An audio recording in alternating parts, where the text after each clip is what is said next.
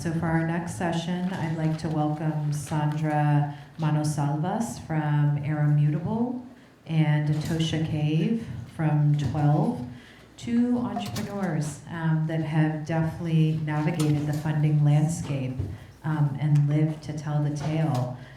They're here to share their company's unique journey, the pitfalls, the lessons learned, and to provide other entrepreneurs insights for success, and particularly for early stage clean energy entrepreneurs. So Sandra, Etosha, welcome, and thanks for being here. So I like to start out trying to get everybody to imagine going home, and you enter your house after this conference. You're trying to unpack everything that you just listened to. You're thinking about maybe unwinding and all the things that you're looking around at in your house and this vision that you're having in your head. 4 out of the 5 things that you're looking at were brought to you by a semi-truck at some point. So every year, the trucking industry acts as the backbone of the economy, and it brings precious loads such as vaccines, food, construction materials, you name it, it's probably on a truck. And to do this, long-haul truckers drive about 448 billion miles over highways every year. And that burns 61 billion gallons of diesel per year, and it produces 654 million tons of CO2. So it's a huge industry, and it's been optimized for logistics and for like loading the trucks full. That's why they're very rectangular. It hasn't really had a lot of aerodynamic innovation, and aerodynamic drag accounts for 65% of the energy used to pull all these things to you. So it's akin to a big parachute at the back of the trailer. So the engine's trying to pull it across the road, and this aerodynamic drag is this giant parachute pulling it backwards. So it's just adding, more energy use. So at Aeromutable, we're using aerodynamic innovation to control this parachute. We're trying to make it smaller, to make it easier for the truck to get over the road, saving fuel or battery charge. We also are interested in, you can move the parachute. So one of the issues for the trucking industry are driver fatigue, or even trailers getting blown over and causing a big accident and safety issue. So you can move the parachute to counteract that sort of thing. Or even in emergency braking situations, you can make the parachute bigger, which may be a little bit counterintuitive when we're trying to focus on making it smaller. But our tech is power plant agnostic, so it'll increase the range of batteries or the fuel tank, improve the profit margins for the razor-thin profit margins the trucking industry sees, and also cut the emissions by 10%, which translates to 65 million tons every year. You want to introduce your Yeah, wow, really interesting stuff around trucking and so forth. I'm Etosha Cave, one of the co-founders and chief science officer at 12, and 12 is a carbon transformation company. So we're looking to take CO2 from point source emissions or from the air, couple it with water and electricity and metal catalysts, and convert that CO2 into liquid fuels. Our first product is a jet fuel that we're scaling up. We're building our first plant in Washington State, and we're really excited to do a regular flight of sustainable aviation fuel made from CO2. And we got started right here in Berkeley. We were in the Activate program. We then were Cal Seed recipient. I believe we were in the first cohort, maybe the second. And then we've also used Cal Testbed many times when working with Lawrence Berkeley National Lab. And so I'll start that to kick off our conversation. So we're first going to just talk about kind of how the California ecosystem has supported our companies. And what I like to tell early founders is, as in life, a lot of my friends are having kids right now. They're getting pregnant, and they get a doula. And what's amazing about a doula is a doula comes and says, like, look, this is the first time you're going through this major life transition, you're birthing this baby. Let me tell you some things that I've seen work in other people. so you don't have to experience it alone for the first time. And I think as a startup, you're birthing this company for the first time. It's in a new industry, it's a new technology, it's maybe your first time doing so. And so I feel like the California ecosystem really was there to be a doula for our company. So our first CalState grant allowed us to purchase our first set of equipment that took us from literally like hand making our electrodes with a hand spray to then buying a robot that had 2D controllable access, very repeatable. We could get a very clear baseline, and from there show that we could start to do the early manufacturing of our electrodes, which led to our product.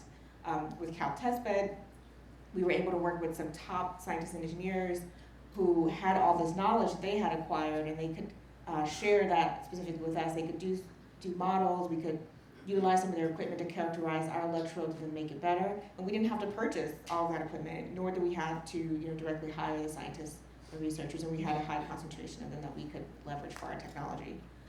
So it's just been a really huge step for us as we were in the early days, and even now that we're bigger, we're now over 250 employees. We're raising our Series C. We also very much look to the California Energy Commission to support us in building our manufacturing in California and as we scale and expand. So for Aeromutable, the entrepreneurial ecosystem for California has been pretty impactful. We started out with me and my co-founder David started getting our PhDs at Stanford, and we're transitioning, really trying to feel out if there was a business case that we could apply computer simulation data to real world trucking. So we started out with Flow Blitz Mini iCore, and that really helped us, think about things not from a research perspective and more of like an application. There's this older industry, like trucking has been around for a very long time, and we got introduced to that. Then we got the NSF iCore grant through the LA node. I think it was out of USC. And that really helped us hone in our business model, learn a lot about trucking industry, try to pick a specific sector, really narrow down what could we do to help through extensive customer discovery. And then we did Clean Tech Open. That really helped us to further work on our business. We met a lot of mentors and advisors for business, tech, trucking. That was really cool, especially because it was during the pandemic, but Zoom turned out to be pretty useful. And then we were applied and were awarded the CalSeed concept grant, and then recently the prototype award. The concept grant gave a unique opportunity for us to really focus on the California economy and their needs. So that was a really cool side benefit of getting to accelerate our technology with the grant money. So our next question, what do you know now that you wish you knew when you started in the ecosystem? And what are some universal challenges you had starting that you're still solving for today? So I think what I wish I had a better understanding of before I did all these programs was kind of how they all fit together. As I had an electrical engineering PhD, I had done some work before that, but I hadn't really ever done anything entrepreneurial or running a company, etc. And I learned a lot of things during these programs, but it did, there's a little bit of a startup momentum you need to get when you're getting in these programs, and knowing kind of how they all fit together and all the specific things that they're addressing and how it'll apply in real world. Hindsight's 20/20. The universal challenge I could think of that I think all startups face and that we continue to face are funding chasms. But really our strategy is basically to continuously do fundraising. You apply for grants and you consider private sector funding, and then there's a lot of sweat equity to just make it happen. So what about you? Yeah, absolutely. I think funding is a huge one. Company exists by our ability to be able to pull resources, and so, always thinking about, this grant expires this time. Do we have funding to bridge to the next grant, or funding to get us to our next milestone? I would say some of the other challenges we had early on, so, you know, we've been a company for about 9 years officially now, and in our early days we were a really small team, and I think, you know, as we started to grow, like we started to have more of these processes we need to put in place, more people, more communication lines, more channels need to be opened, and so, you know, there was always this balance of how do you find, what my co-founder says, like the appropriate level of scrappiness. You don't want to continue to be too scrappy because then you just never really mature and really get to scale. But then going too far into kind of a big company, you know, big company software or big company resources or tools too soon means that you're spending a lot of money on something that's really not tailored to where you're at as a company. And so really learning how to balance that and how to bring in the people who can understand that it can be adaptable and really flexible was something that we really had to learn along the way. And I will say, you know, being around other peers who were either further along than us or at different stages, that really helped for us to understand and to learn those really valuable lessons. And I would say, you know, as we continue to grow, our biggest challenge right now is just getting to scale. You know, that moment in which we can say we have regular flights, we're regularly deploying our product, that product is supporting the operational expenses of the company, that's when we'll start to say, okay, we are headed toward sustainability. And that is like, you know, of the many valleys of death that there can be, and we've overcome some of them, but that's our next one and our biggest challenge that we have ahead. And so it's really, you know, I've been looking back throughout history a little bit to see how we as a country did this in the past. Like, how do we make big infrastructure projects come to fruition? How do we do really challenging things? And we did it through public-private partnerships. And so, you know, this is going to be hard. It is going to be challenging, but we are going to do the hard thing because we want to create the future that we want to see for ourselves, for our children, our grandchildren. So our kind of final conversation, at least pre-planned conversation, is what advice do you know, we have for others. So I think, you know, the previous panel gave some really great tips, and I would certainly plus one a lot of that. And I would also say that, you know, Steve Blank has this quote of that, you know, startups are not small versions of big companies, that they really are a unique entity of themselves. They are in search mode, when they're in execution mode, they might go back to search mode, go back to execution, and you're just continuously pivoting and you're changing and evolving. And so make sure you have the right people resources, the right tools, the right funding to help you along that journey. I think is a very key point. And one thing that, you know, we've learned and continues to learn, and always I'm trying to find the appropriate balance of it. I guess the best thing I could come up with thinking about this question is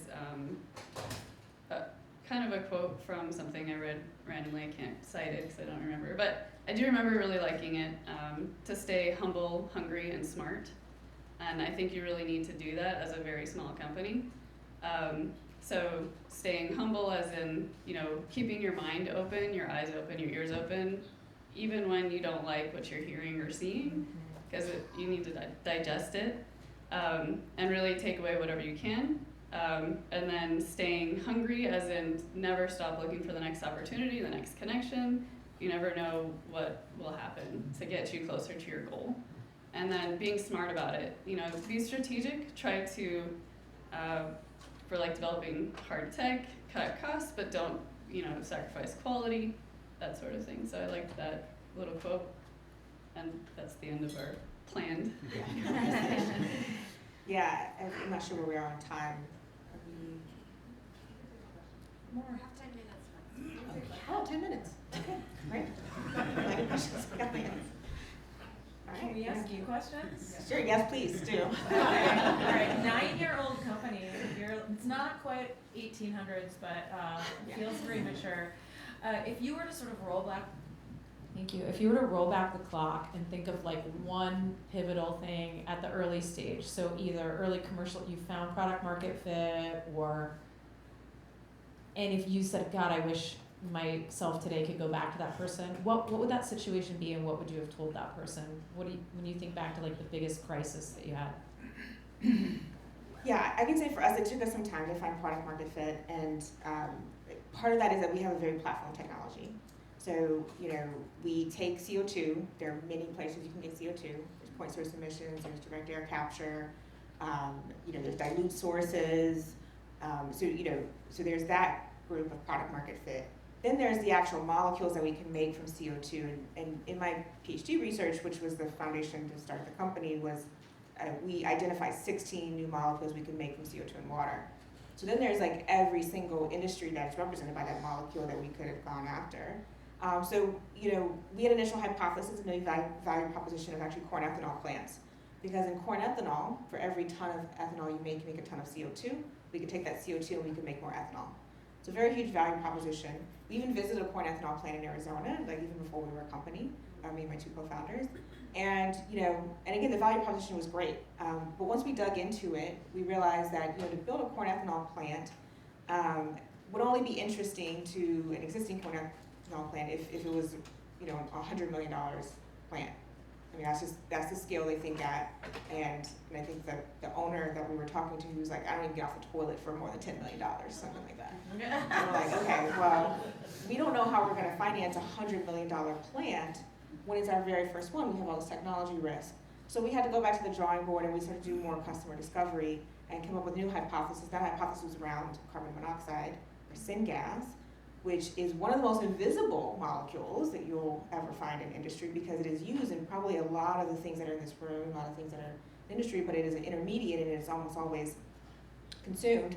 It's a more reactive form of carbon dioxide. So we looked at that and we said, okay, well, if we can make that at a lower cost and we can make all of these other products that are already exist in industry, that could be a very valuable thing. That took many, many conversations to get to because one thing that we experienced was that a lot of people who had a CO2 problem, for us, like we looked like a very attractive solution. Like we didn't quite know what our unit economics were at that very early stage, so we were trying to do customer discovery and figure it out. And so we had a lot of conversations that went on and on with a company that like they just wanted to remove their CO2 at the lowest cost possible, like $0, like, and they didn't want to pay to have that. They would pay a little bit, but not a lot to have that CO2 removal. That just wasn't a good fit for us, but we would get a lot of inbound calls, and so we were taking time to kind of field and understand where things would land. So, it's probably hundreds and hundreds of phone calls throughout the years that we made, and so, landing on CO2 was huge. And then the Inflation Reduction Act, honestly, was a very good focus point as well because there were clear legislative points like 45V, 48Z, 45Z were three that in particular really spoke to us and had us focus in on jet fuel. And there was a ton of demand from airlines. They have, they're a hard to decarbonize sector. They are feeling the pressure both in the US and Europe to decarbonize. And so, this thing started coalescing, but there was a whole mountain of conversations that came to that focal point. Any other questions?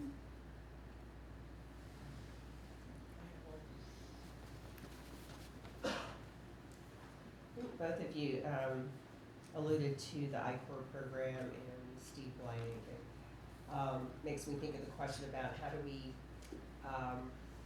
use curricula like the Lean Launchpad and provide that the connectivity between a program like I-Core, which has been very successful, from the National Science Foundation with what we're doing in the state, with how we work with higher ed, et cetera. How do we make those interconnections more efficient to support the startup community? So it's a powerful curriculum that not everyone is benefiting from.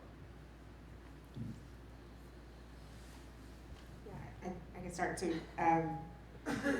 I've been really fortunate, I guess, to have I-Core, and I will agree with you that on the national level, you have to be affiliated with the university. Yeah. So you need a professor to kind of bring along. So I think, but there are regional programs now that do a week long and they're free and they seem to be pretty open. I think I think what's so magical about programs like that is that they're very well tailored to like have like specific short videos from Steve Blank himself that you can look for free from Udacity, and then they have the teaching component, and some of the most passionate people I've met around entrepreneurship are teaching these courses. So I think like the more we could scale, and I think if the course could also be tailored to maybe more, it is very consumer centric, even though they try to shoehorn it into like a deep tech focus, but maybe if there was a revival around like, how do you do even like civic engagement as an entrepreneurial thing, and like customer discovery around communal impact, and customer discovery around like, working with government, customer discovery around, defense. I think those that are, if that curriculum could be more tailored to kind of where people's interest lies, I think you could really have something powerful. That's good. Yeah, I think the regional opportunities are also like super helpful, or like through granting agencies when they offer, another mini I-Corps or whatever. We always take advantage of that because it's really helpful to have guided, concerted effort on really understanding your customer segment and like their needs, and they're ever changing. So, I mean, maybe also having more opportunities for companies that are a little bit further ahead or further along to just check back in. It might be a good opportunity as well. Yeah, because I was ironically looking at some of the videos recently because I'm working with a friend who's looking to start a company. So in fact, if anyone here is in cryogenics and wants to do a little short interview, help her out, just let me know. But yeah, so I was like helping her and like referencing some of the videos. So yeah, it was actually pretty easy, I think, for her to get into the program and have an early start. But it is, now that I see them now, I'm like, oh yeah, these are very consumer focused. That type of thing. Yeah, can you comment on your first pilot?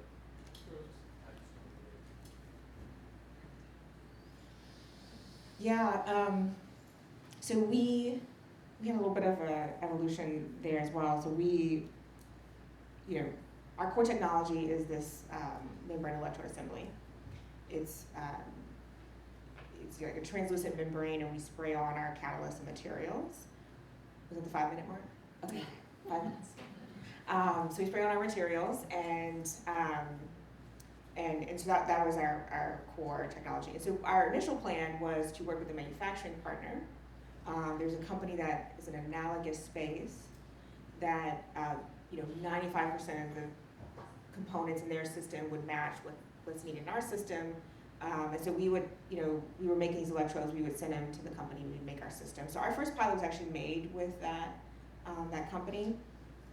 And so, everything that had to, again, surround the electrode to make it work, so all the pumps and valve piping control systems, all that. And that was really great because then we could make molecules, and at this point we were looking at selling the molecules, not selling the systems. So that pilot really helped us do that, and we made some lenses with Pangea, lenses and sunglasses with Pangea. We made car part with Mercedes-Benz. We made some jet fuel for the U.S. Air Force and an R&D contract. So it really allowed us to get out there and show that we can make these materials, these proof of concepts. We later realized that like working with another company as a startup, we were always their like at most second most important thing. Like their first thing was them, and then like maybe they would get to us. And so it was a really slow development, and so we realized that we needed to build our first like commercial pilot, our scaled up system. We brought that in house and we started working on that. And that was we were very like we benefited from an injection of capital from CZI at the time that allowed us to bring on the team and build that. So our first like pilot for jet fuel is now in Alameda, and that that was an effort where we had an internal team working with an EPC firm to build that first pilot. I was wondering if you could just comment a little bit more on the first pilot place that you made the connection to, like how that came about. Maybe like how you got introduced to that other company that was 95% match. Yeah, we were aware of the company as grad students. Like, in fact, my graduate advisor works with this company and would talk about them. But the formal introduction that really kind of got us work together was actually through Elon Gurr, who was the executive director of Activate at the time, and so we were in that program. And so that ecosystem was super helpful to like make connections. So he brought us together on a phone call, and that started that relationship. And it was actually grants that really helped to build that relationship. Like we worked with them for about 5 years, more or less. Yeah. So I mean, first it was a couple of grants where they did very small like design studies and so forth, and then we make the commitment to build the first pilot. So that's another benefit of grants. It's like it really helps to build relationships with other companies that are free.